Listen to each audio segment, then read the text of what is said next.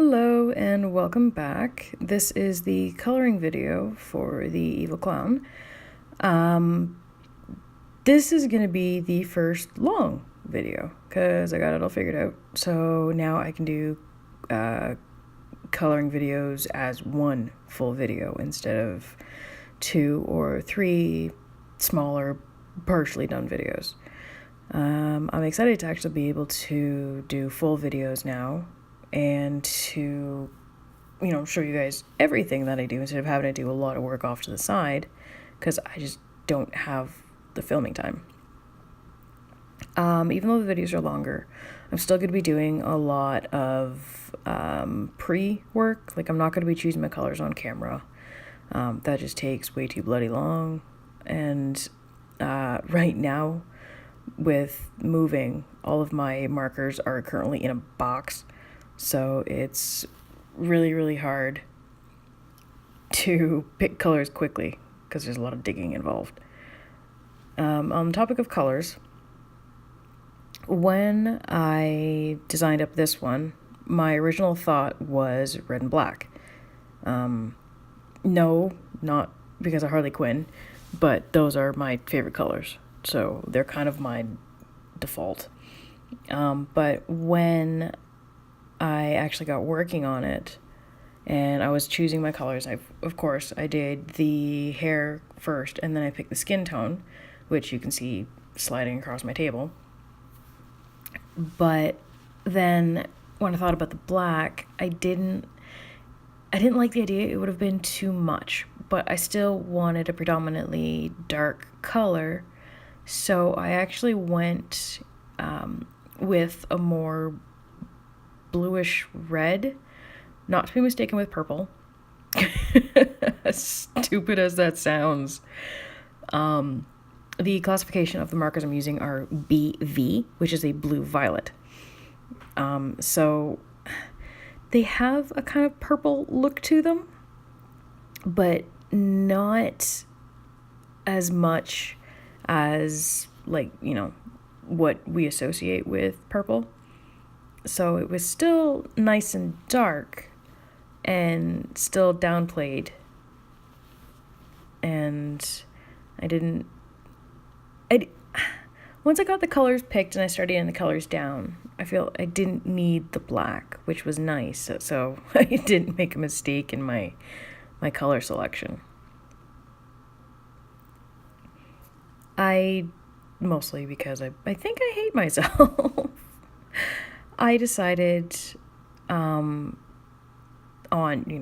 ruffles and all kinds of fun details, but then I decided that the collar and the trim of the dress was going to be in sequins. So the later half of this video, because I did film it as 2 videos because it was done before I figured out how to fix my account. So the first half of the video, there will be a bit of a jump cut. But it should be mostly the same angle, I hope. But this one's mostly the shirt, the hair, and I do believe the skin. And then the second video is lots and lots and lots of dot work. The other thing about this shade that I'm working with right now is it does have red undertones. So after I picked the hair and the skin and decided on these ones, I actually went back and adjusted the skin tone because it had undertones of yellow as opposed to the undertones of red, which is what I was doing with every other color I touched. So I redid that, and it's a bit more pink, which is the red undertones. Right now, as you can see, I'm going back over with my base color, which was my lightest. Oh my god, I said I was gonna stop saying so much, and I clearly failed on that one.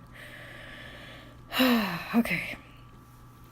I went back over with my lightest BV shade, and it helps blend the colors together because I do get a lot of harsh lines And with clothing, you don't need like 4 or 5 shades to do your color range.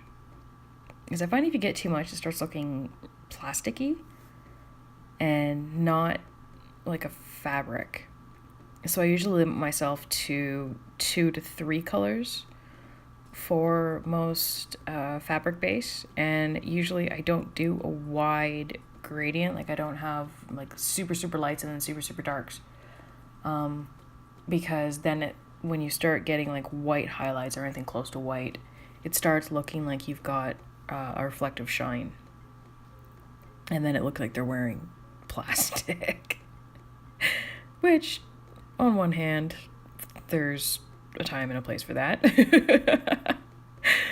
And most of my drawings are not that. Oh, and at the end of this one, right before it jumps to the next, you'll get to see one of my other cats. I forgot the door open, because usually if I close any door in the house, they go nuts. And my one girl decided that she wanted to come visit. Which I think happened in another video, where you see one of the girls go by and you just kind of see fluff. This one that breaks in is the younger one, and she almost took down my entire setup again. She's usually also the reason why I have to mute all of my videos, because she screams a lot, and if you're not paying attention to her, she screams even more.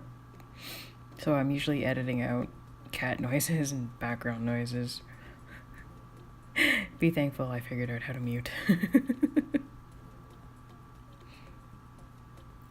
When I color hair, as I'm doing now, hair, I usually do 3 to 4 shades, depending on just the color and what I'm doing. But I do my lightest, and then I work up. But I don't shade it the same way as I shade everything else, because hair is very much its own entity. Each, if you look at your own hair, you can see, every strand. Every strand has a highlight, a low light, a mid light, if that's a word. So it's very, very hard to emulate. I always see comments, and I've been seeing comments most of my adult life, about how to properly shade hair. And the biggest thing I can say about it is to remember that hair is not one solid piece. It's millions, thousands, hundreds of thousands of individual pieces. So light does hit it differently. And hair doesn't fall flat and perfectly straight. It overlaps. It's subject to what we're wearing, what we're doing. So you always kind of have to keep that in mind when shading hair. Now, that's not saying that I have any idea what the hell I'm doing. I'm just farting around just as much as everybody else is. But every once in a while, I stumble onto something that looks and sounds about right. And then I just go from there. Which honestly, I think is pretty much what we all do. And with this one in particular, I'm not sure if I'm going to, because I didn't pick a very bright light source. It's kind of just the ambient, there's light in the room. So I don't think I'm going to do the stark white shine that I sometimes do. On blonde hair, I usually do. On redheads and gingers sometimes. And then on very, very dark hair, like black hair, I usually do. And it also depends on what the light source is. Like if I've got a really bright light source, or like planning a very bright light source, I will do higher glow and stuff like that.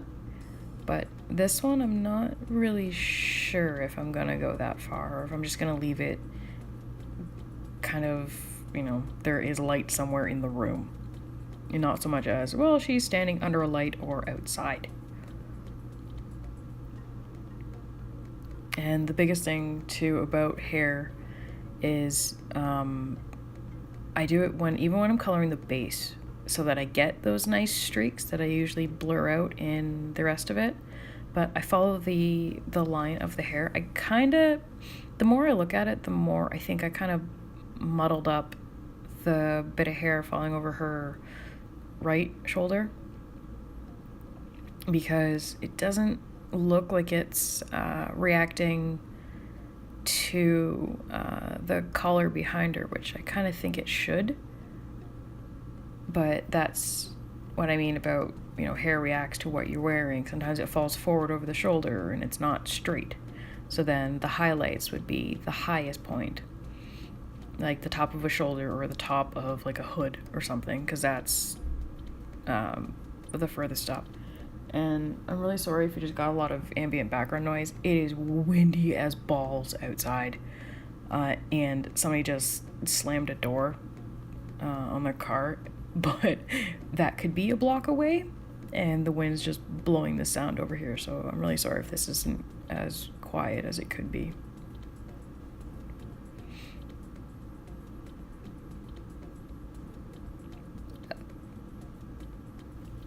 Skin, sorry, I went to start talking and I thought somebody was walking up to the house.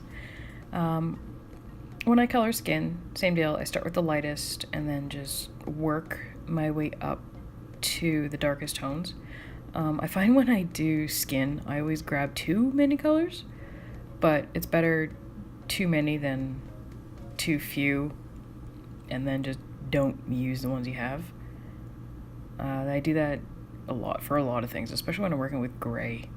I always tend to grab a couple shades too dark, and then I grab 7 markers and use 4.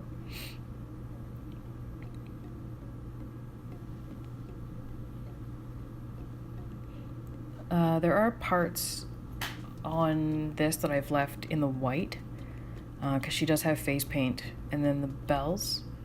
If you've seen on cat.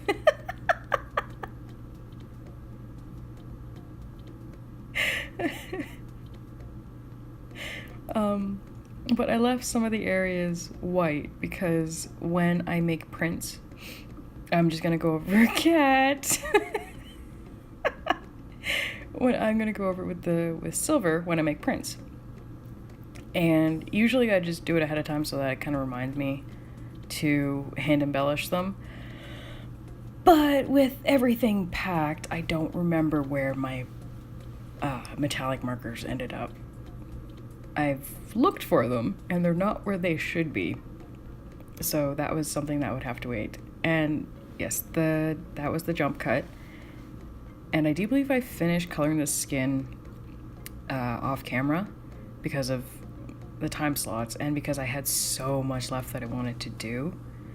It was just easiest to start it on camera and then just quickly finish it because you've seen enough of my work by now. And if you haven't, you should go back and watch them. There's a whole bunch. But you've seen the way I color skin, and it's pretty basic. But one thing to always remember, especially with skin, is bouncing light. That's why, especially, oh god, this is going to be horrible. This video is going to get blocked. If you look on the bottom of her boobs, you'll see that the darkest shade doesn't go all the way to the bottom. But that's because skin is very reflective, and you do have to remember that the underside of everything, which is basically the opposite side to where your light hits, will have a reflection from the ground. So some people actually do it in a different color. I've seen tutorials where they recommend doing it in blue, because whatever shade you do for your shadow, your highlights and your underlights should be the opposite. I tend to do a lot of warm colors when I do skin tones, so the reflection should be a cool color, and vice versa. But I'm still learning that myself. Not a lot of artists pay attention to that. And I think it's not a super huge deal because a lot of people don't even really notice it in real life, but it depends on accuracy and personal preference, I guess you could say. I've done it on a few ones. The commission piece I just finished did have the blue reflection, but the blue bottom eye reflection, but that was done on purpose. I'm having a hard time talking. I'm sorry. I was at the doctor's today. It's not my fault. But I specifically did it in that last piece I was just talking about because I wanted the feeling of cold. So I did a lot of shading in the cooler colors, and I did the highlights in like an ice blue. So the whole thing feels cold, and that was my intention.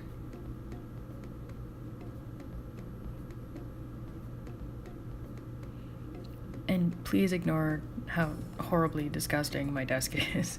It has been cleaned. If you look on my Instagram, I did a before and after of my poor desk. I had to take a scrub brush to it. But it is clean now. Clean. So there's no more gross paint and marker stains. I do take good care of my supplies, I promise. I am running out of things to say, so I will end my voiceover here. And if you guys want to check out any of my other videos, if you haven't already, feel free to do so. They are in the list. I will probably eventually be making playlists to make stuff a lot easier to find. And I just want to thank you for watching. And don't forget to subscribe and give a like. And that would be awesome and helpful. So thank you guys very much.